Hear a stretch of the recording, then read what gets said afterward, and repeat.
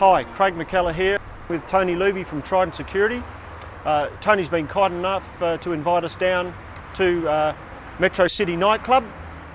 Tony, can you tell us a little bit about this venue? Thanks, Craig. Yeah, good to have you. This is a day where it's not many people here. It's just a working staff here during the day, but it gives you a good insight for the people to have a good look at a nightclub when it's not operational and probably later on when it is operating. As you can see, this is where the people line up to come into the nightclub to go through to the front door here. We would probably have any 3 to 4 guys probably in these positions outside here, ushering people into the venue. The main things that we'd be doing out here first of all is checking, making sure that the crowd is in an orderly state. We've got to be mindful of the road, making sure that the security people are keeping the people off the street, then ushering them into the area where they'd be checked for weapons, etc. like that, and then up the stairs to the main counter there where they pay their money to get in there. Very quickly, Tony, checking for weapons, how do you go about that here? We've got a metal detector that we use, a handheld metal detector, and then to the point if they are looking a bit suspicious, we would do probably a pat down. Okay. And at their permission. With their permission, yeah. Okay, fair enough. If the permission wasn't granted, we probably wouldn't ask them to come in. Okay, fair enough. Now I noticed that it's a large venue, multi-storey, a lot of stairs. How do we go about people with disabilities and wheelchair access and so on? That's one of the main things. That we do have a lot of people coming in here with disabilities, and as you can see through here, there's the main entrance here through the ramp, which takes you up through the main entrance here. So it's a great environment for the people with disabilities. The people would start to walk up the stairs and into the main entrance here. Okay, Tony, you've taken us to the entrance of the venue. Typically, what's the setup here in terms of controlling access to and exit from the premises? We'd have a couple of security people here, making sure, ushering the people into the area of paying to the girls on the door. And once they get to that stage and pay their money, they're free range of the club, free row of the club. As you can see here, there's upstairs bars, which is the left-hand side here, and the main entrance of the foyer to the right-hand side. In relation to the security officers that you select to deal with the patrons at the front of the club, are there any particular security officers who are perhaps better at that particular task than others? Very much so, Craig, yes. Well, the people that we're looking up here for the front person would be people with plenty of PR skills. That's what we're looking for, the people that can greet people, meet people, talk to people. It's so important. We're representing the club itself, Metro City, so it's so important that we have a good image for the club itself by having the right person on the door.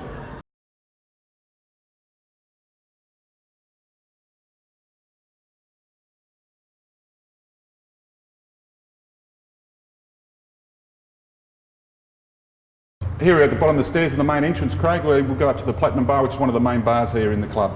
Okay, let's go, Tony. Okay. In relation to ejections, where you're ejecting a person from the premises and they might be intoxicated, situation with the stairs, would you allow an intoxicated person to walk down the stairs on their own, or is it appropriate to escort them down the stairs? Probably would be the best things to escort them. The last thing you want to do is someone to fall off the end of the staircase. If it was just an ejection where the man or the person in question was leaving at their own free will, of course we'd definitely take a hand under the arm just to make sure that they didn't fall down the stairs. Yes. So we do have a duty of care here. Okay, Tone, you've brought us up to this bar here. It appears to be a typical bar that you'd find in most nightclubs. Look, what can you tell us about the general setup of the bar? This is the Platinum Bar, as I said before to you, Craig. This Metro City is well known for a concert venue. So people who are coming here to see a band or something like that and want to have a break from the band a little bit and come to a bar like this, which is a little bit quieter and have a bit more relaxed sort of feeling around a place. Okay. Now I notice you've got a few cameras positioned over the bars. What's the purpose of that? Well, the cameras is by legislation that each licensed venue must have cameras and video cameras, excuse me, video cameras to operate through the whole venue, and that is carried right through the whole venue itself. So Tony, in relation to security and the cameras in a large area like this where you've got a number of bars, lots of people, in terms of cameras and their positioning, what can you tell us about that? Well, let me say that every place in this whole venue is covered, so there's no blind spots at all. So it's very important that the safety factor with our patrons is kept up, and having the cameras helps that. Okay, just touching on safety for a second. In the event of an evacuation in such a large venue like this, and we were talking earlier about the unique way that this venue is structured. Can you tell us a little bit about the evacuation procedures for a venue like this? Very much so. There's something like 15 exit points for evacuation. The club itself is a mirror image of itself, so if you cut the club down the middle itself, it would be exactly the same mirror image of both sides. So like the people would know the left and right hand side, so if you're on the right hand side, the left hand side, the door's in the same positions. So there's 15, as I say, there's 15 fire exits, and luckily we don't have to use it at the moment. Yeah, good. And I noticed that those fire exits are highly visible on the outside of the building. That's running right, down. Exactly. Here you are, Craig. We're in the main concert area here now, which is probably the biggest room of the venue itself. We have anything up to nearly, well, it's licensed for 1,960 people, but over a given time on a Friday or Saturday night, we'd have anything up to 2,500 people, probably more, rotating through the door, but no more than 1,900 people at a time. The main area here is where the bulk of the security people. Where, as I said before, when we're at the front door, we'd have anything up to 3 to 4 or 5 people at the front door and the exits. In this main room, we'd probably have anything up to 4 to 5 guys, mainly covering the stage area, the DJ, and of course communicating between the bars. All right, Tony, you've taken us through most of the parts of the club. I noticed there's a bit of a labyrinth here. I've been watching the guys setting up over here, coming and going. Mm-hmm. Can you take us down here and tell us a little bit about these corridors? Yes, for sure. This is what we're going to be going down and have a look at. This is the backstage area where a lot of people are interested to see. As you see, we're at the front of the stage here playing towards the main venue, the main part of the club. But as I say, we'll take you downstairs and show you around the back of the club itself. Sounds good. Let's go. Here we are, Craig. We're in the backstage of the Metro City. This corridor itself goes right around the club, so it's easy access instead of going through the crowd. If there was an emergency situation, that the guys can come through these doors under the stage and run around to the other side of the club if need to be. Yes, I was looking at it earlier. It's a bit like a labyrinth, not unlike the Colosseum, where right. People can go about doing their things undetected. It's quite interesting. Let's take a closer look. Let's go for a walk. Okay. Here we're still in the bottom of the tunnel here, Craig, which goes around the club. What I'd like you to do, would you like to have a look inside the control room? I'd love to have a look at the control room. Let's go.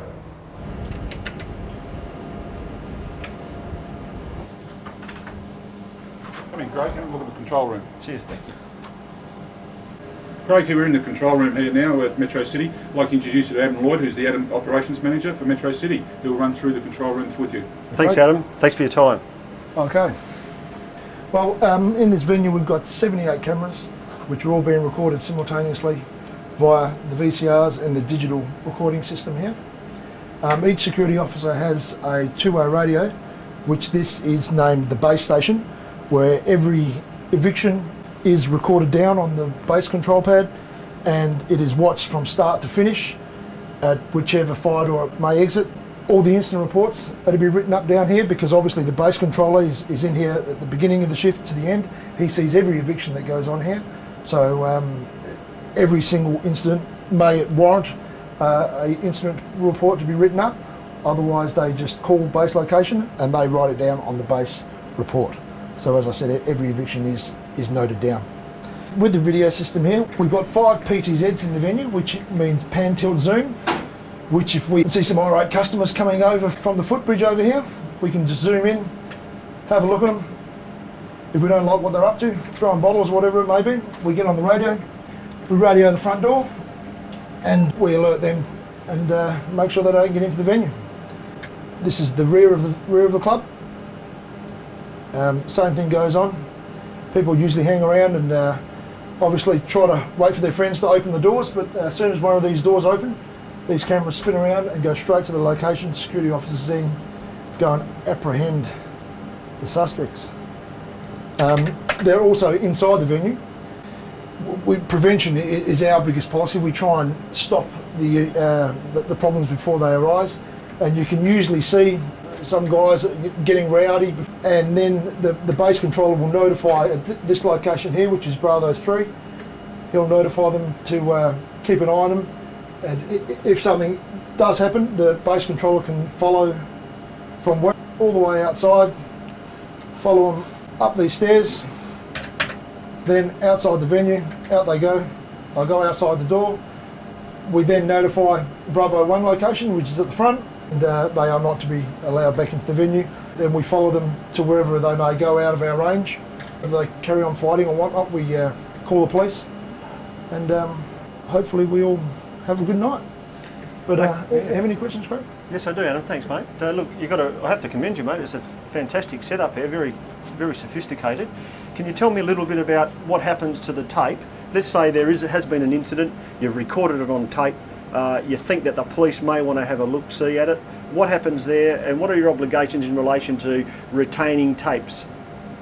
Well, in the policy, in the Act, it is that we have to, by law, we have to keep the tapes for 14 days. We also do weekly incident tape reports up. So if we see an incident that they may want, sometimes it takes them a little while to come down for the tape. So we do weekly incident tapes up, and then we put them aside. And if anyone needs them, we keep them for 3 months. If not, away they go. But that's just something in-house that I've decided to do. Excellent. But for 14 days is the policy. Okay. And obviously in no small way, the monitoring of the closed circuit TVs would have to be instrumental in you guys being proactive and nipping potential problem in the bud. That's correct. As Yep. I said, prevention is the key here, and having 2 guys in here monitoring these 78 cameras Yep. really does help us in Yeah. a lot of times. No, great, Adam. You've got a good setup here, and look, thanks very much for your time. Thanks, guys. And all the best.